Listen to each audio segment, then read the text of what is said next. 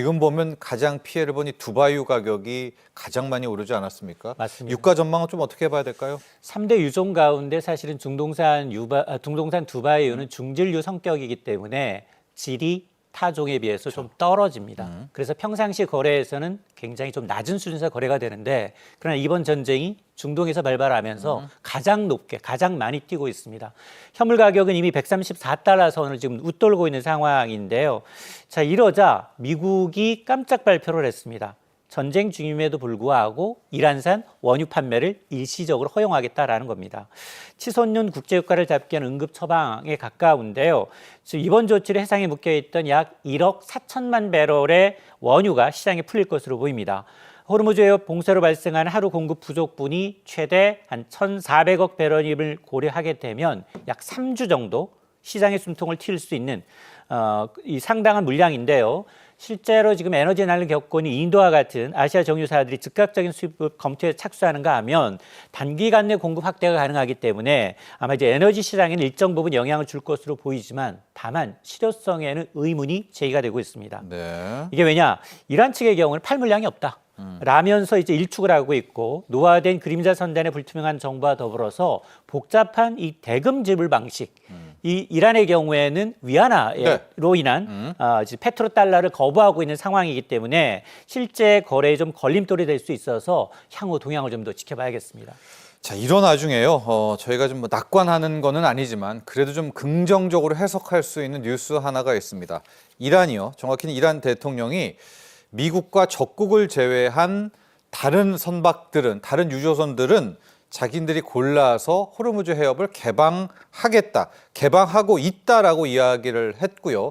일본 유조선도 지금 허용이 된다라는 뉴스까지 좀 나오고 있고요. 자, 소장님, 이렇게 되면 48시간 내에 호르무즈 개방을 해야 공격인데 개방을 한 거잖아요. 맞습니다. 그럼 미국도 명분이 좀 떨어질 것 같은데요. 맞습니다. 미국은 이미 7개 우방국의 참전을 요구하고 있는 상황이죠. 네. 이런 상황에서 콕 집어서 이란은 일본을 예외적으로 수출을 허용하겠다라는 선별적 통과 카드를 꺼내 들었는데요. 예. 미국이 주도하고 있는 해상연합을 좀 흔들면서 우방국들을 분리하려는 노골적인 쪼개기 전략이 아니냐라는 이 전략인데요. 일본은 당혹스러운 기색이 역력합니다. 미국으로부터 자위대 파견 압박을 받고 있죠. 근데 이란으로부터는 우호 관계 유지라는 유혹을 동시에 받고 있다는 겁니다. 결국 일본은 직접적인 전투 파병 대신에 전쟁이 끝난 이후 기뢰 제거라는 우회 지원 카드를 검토하면서 실리 찾기에 나서고 있는 상황인데요. 문제는 우리나라입니다. 네. 지금 호르무즈 해협의 이제 원유 수입 의존도가 워낙 높은 데다가 미국이 우리나라를 포함한 7개국의 해상연합 참여를 강하게 요구하고 있는 상황이기 때문에 이란과 섣불리 각을 세웠다가는 오히려 에너지 안보가 뿌리채 흔들릴 수 있습니다. 이란이 비적대국 선별 통과를 언급한 만큼 우리 역시 국익 중심의 다층적인 전략, 최대한 리스크를 줄이면서 실익을 확보하는 현실적인 해법을 모색해야 되는데요. 그런데 이란의 주문은 또 하나가 있습니다. 네. 반드시 달러 결제가 아니라 위안화를 통한 석유 수출만 가능하다라고 지금 보고 있는 상황입니다. 근데 또 일본 역시도 우회적으로는 지금 석유가 필요하니까 여기를 좀 이제 가고 있다라고 하는데 제가 궁금한 건데, 소장님, 이건 이제 개방을 했기 때문에 이 진화도 공격할 수는 없는 거 아닙니까? 이게 맞습니다. 예, 미국 그동안, 입장에서는요. 예. 그동안은 이제 5성기를 갖고 있는 중국 한만 몇 대 예. 통과했다더라. 인도하고, 예. 인도하고 몇 대만 이제 인도는 이제 공식적으로 미국이 30일 정도 이제 이란산 원유 수입을 허용했기 때문에 공식적으로 갈 수 있는 거고, 그다음에 중국 5성기를 단 이제 왔다 갔다 계속 하고 있고요, 중국은요. 허용을 하고 있는 네. 상황이기 때문에 이란이 마음만 먹으면, 그러니까 기뢰만 정말로 설치된 그 지역을 이제 피해 나갈 수 있고 그런 정보가 확실히 된다면 일부 국가들은, 적대국이 아닌 일부 국가들의 경우에는 허용하겠다라는 방침이기 때문에 네. 아마 이 얘기는 미국도. 맞습니다. 네. 이란도 미국도 최후의 보루인 이제 에너지 시설이나 에너지 유조선만큼은 좀 놔두겠다. 이거는 최후의 이제 어떤 협상 카드로 놔두겠다라는 전략적 판단으로 해석이 됩니다. 자, 우리가 이렇게 오일 쇼크가 두 번이 있었습니다. 70년대 초에 있었고 70년대 후반 80년대에 있었고요. 이 2차 오일 쇼크 때는 경기 침체까지 빠졌었는데, 지금의 상황이 조금만 더 지속되면 70년대 말 2차 오일 쇼크를 웃도는 경제 충격이 올 수도 있다, 이런 전망이 있습니다. 이건 이제 공황이었었잖아요. 경기 맞습니다. 침체, 그 정도까지입니까? 그렇습니다. 국제에너지기구 IEA가 이번 사태가 역사상 가장 큰 글로벌 에너지 안보 위협으로 규정을 하고 있습니다. 가장 큰 원인은 역시 이제 호르무즈 해협 봉쇄, 석유와 가스 물량이 20%를 지난 호르무즈 해협 봉쇄에 있는데요. 이번 전쟁으로 차단된 가스 공급 규모가 2022년 러시아 우크라이나 전쟁 당시에 유럽에서 네. 잃어버렸던 물량의 2배에 달합니다. 여기에다 앞서 이제 이 IEA는 전략적 비축 4억 배럴을 먼저 내쫓았죠. 전체 한 20% 수준인데 이외에도 뭐 산유국의 증산 협의는 진행이 되고 있지만 실질적으로 호르무즈 해협에 운송 가능하냐가 관건입니다. 네. 선별적으로만 지금 가능하기 때문에 그런데요. 그러다 보니 더욱더 심각한 건 회복 시간인데요.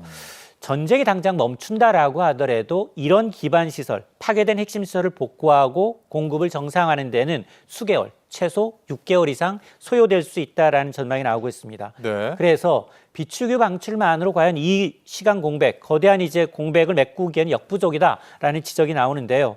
다만 이제 완전한 이제 과거처럼 정말 동일한 위기냐, 1970년대와 같이 동일한 위기냐라고 예. 보기에는 현재는 어쨌든 비축유도 있고요. 여기다가 쉐일 오일이며 재생 에너지와 같은 대체 수단이 과거보다는 좀 더 다양하기 때문에 과거처럼 이제 유가가 너무 많이 올라서 경제 충격을 주는 사태는 조금 더 조금씩 오일 쇼크는 조금 더 덜하다라는 이제 주장도 있습니다. 우리 정부의 지원 방향, 대응 방안도 봐야 될 것 같습니다. 산업통상부는요, 이 기업 헬프데스크를 가동한다라고 내용을 밝혔는데요.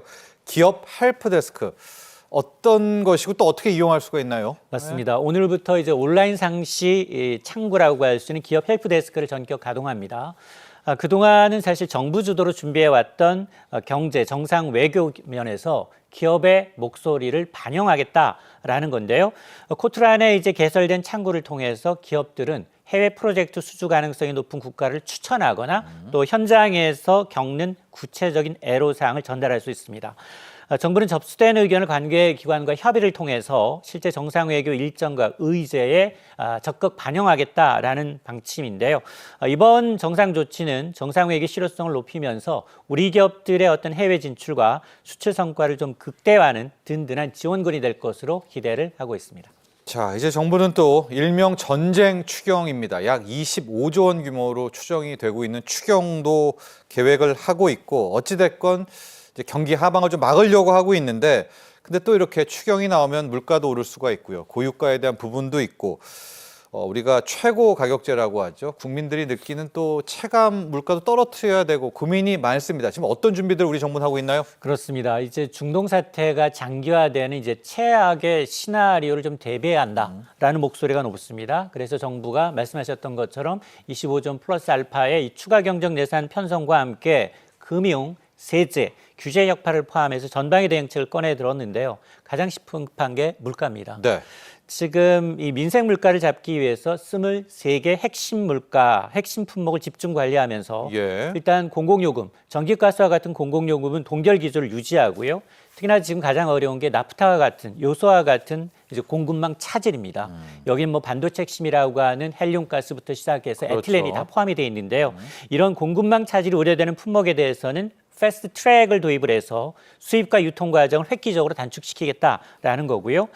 이번 조치는 또 단순한 예산 지원을 넘어서 정부 차원의 원스톱 지원 체계를 구축하는 데 의미가 있고 특히나 우리가 그동안 이제 에너지를 너무 좀 아끼지 않았던 부분이 측면이 있습니다. OECD 국가 가운데 에너지 소비 1위이기 때문에 이럴 때일수록 에너지 절약 캠페인과 더불어서 수급 관리가 병행하는 만큼 고유가의 직격탄을 맞는 이 중소기업들, 서민 경제에 대한 충격을 좀 완화하는 실질적인 방어막이 될 것으로 정부는 기대를 하고 있습니다.